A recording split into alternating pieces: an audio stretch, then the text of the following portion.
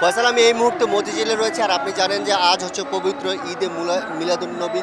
আর সেই সাথে হচ্ছে এই ঈদে মিলাদুন্নবীকে সাফল্যমণ্ডিত করতে এবং হচ্ছে রাসূল সাল্লাল্লাহু আলাইহি সাল্লামের জীবনী মুসলিম উম্মাহ এবং হচ্ছে বিশ্বের বুকে ছড়িয়ে দেওয়ার লক্ষ্যে হচ্ছে ধর্মপ্রাণ মুসলমানরা সকাল থেকে হচ্ছে রাজধানীর বিভিন্ন স্থান থেকে হচ্ছে খণ্ড খণ্ড মিছিল নিয়ে হচ্ছে বের হচ্ছেন এবং সেই সাথে হচ্ছে দিবসটিকে সাফল্যমণ্ডিত করতে তারা বিভিন্ন স্লোগান দিচ্ছেন। সেই সাথে আপনারা দেখতে পাচ্ছেন যে এখানে একটি মিছিল, একটি জশ্নে জুলুস বের হয়েছে। সেই জশ্নে জুলুস থেকে বলা হচ্ছে যে রাসূল সাল্লাল্লাহু আলাইহি সাল্লামের যে জীবনী এবং রাসূল সাল্লাল্লাহু আলাইহি সাল্লামের যেই জীবন ব্যবস্থা সেটি মুসলিম উম্মার মাঝে যেমন প্রতিষ্ঠিত করতে হবে, সেই সাথে হচ্ছে বিশ্বের যেই মুসলিম ধর্মপ্রাণ মুসলিমরা রয়েছে সেই সাথে যেই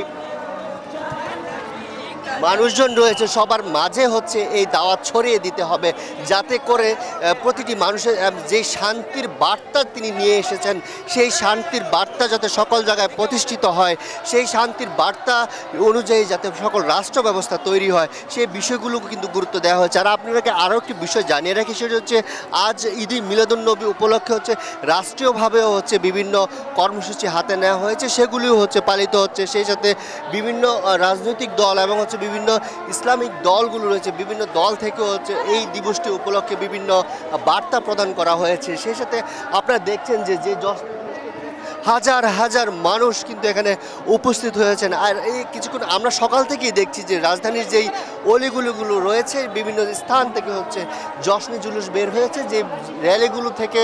আর যেই র্যালিগুলো থেকে ধর্মপ্রাণ মুসলমানরা বলছেন যে রাসূল সাল্লাল্লাহু আলাইহি সাল্লাম হচ্ছে মুসলিম উম্মার জন্য একটি নেয়ামত। সেই সাথে এই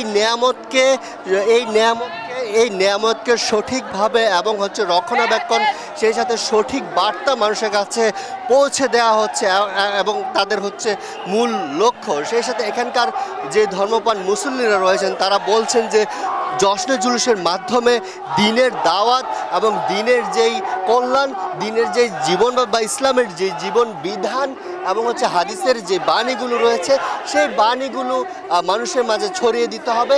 এবং সেই সাথে হচ্ছে